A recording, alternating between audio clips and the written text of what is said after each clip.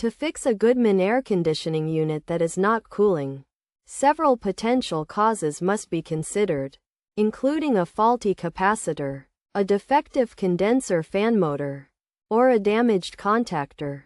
The first step is to inspect the contactor, which involves cutting off the power to the AC unit and removing the control box's access panel. Once this is done, the wires to the contactor should be disconnected and a multimeter used to check for continuity.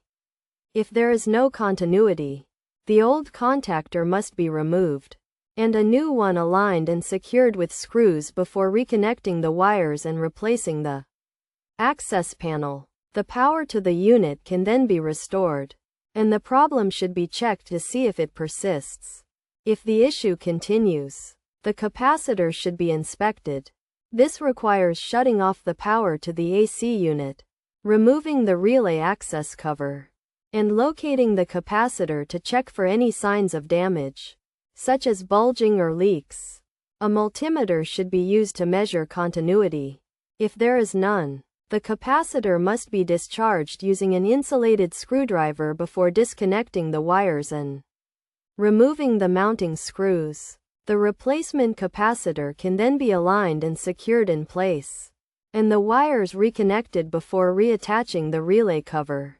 The power can then be restored, and the problem checked again. If the problem still persists, the condenser fan motor may be the cause. This involves unplugging the fan, removing the relay access panel, and disconnecting the motor fan's wires from the contactor and capacitor. The fan assembly cover and fan blade should then be removed to allow for the removal of the old motor. The new motor can be attached to the fan blade and placed within the cover, which is then positioned on the condensing unit.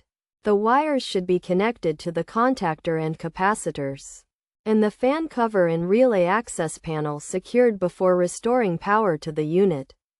It is essential to consult the unit's manual when undertaking any repairs to ensure the work is done safely and correctly.